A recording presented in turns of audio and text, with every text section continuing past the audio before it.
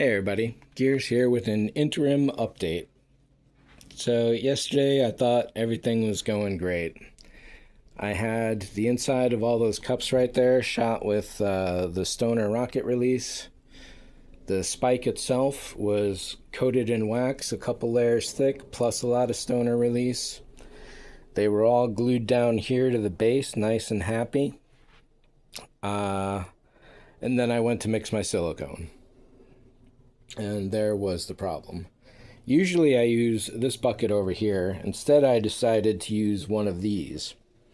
Upside down, of course. So the whole thing sort of looked like this, with the motor on top. What I hadn't counted on was that even though these two pieces are separate, once that suction kicked on, this piece pulled into this one deep. And I mean deep. And it simultaneously pulled liquid up the sides because that was trying to escape anyhow. Consequently, I could not get that out of there. I had to wedge a stick in between there, and then I took a razor blade and started cutting down.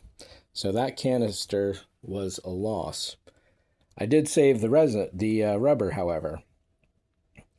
And however, even though that was maybe 2 to 3 minutes from actual mixing until that moment, it had already started to gel. So, as I'm pouring it in out of there, it's starting to clump up on me. And I've already cleaned it out.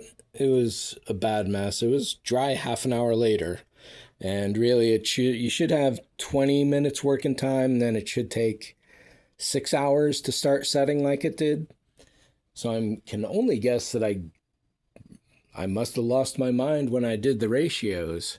I had thought the scale said 450 grams, so I went for 45. I threw in 47, knowing that you always lose a gram to the cup, maybe 2 grams in there, really. Wow. So, for this interim update, and then I had to pull the whole thing apart because the way this was trapped, and this is a mess, and I probably really shouldn't touch it because it's still kind of gross with the raw silicone. Yeah. So, at this point, this is still kind of waxy, but I'm going to have to give that a wipe down and another wax. And more Stoner, some more Stoner back into this, hot glue it all back down again, and crack open the new gallon of Econosil. So out of 1 gallon, my failure rate, or rather my success rate, was these two 500-600 gram pieces of silicone. There's a whole pile of it right there, right? So, and that's not the stuff that was thrown away or lost or, yeah. So, good showing on my part. That was probably, all told, a $70 learning lesson right there.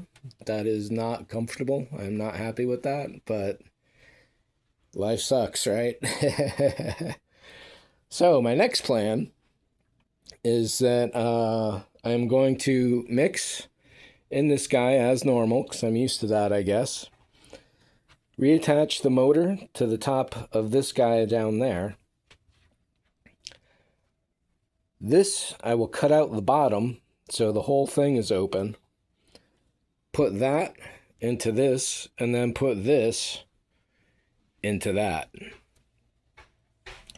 This amount of depth is not enough. I tried that once for a lark, and I wound up pulling all sorts of silicone into the impeller itself, and that took a while to clean out.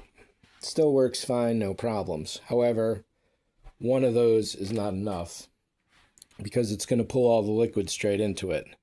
This might be enough height, 3 of these. So motor way up here with that one, plus these 2 should give me enough safety room so that I can mix in here like normal and then pour it straight into here when it's ready. That is not happening today. No. Yesterday I was so gobsmacked, I'm still gobsmacked by it all. But one thing I'm glad of is that I got a box of 85 of these 10-inch sticks, because I've probably gone through 15 of them already lately.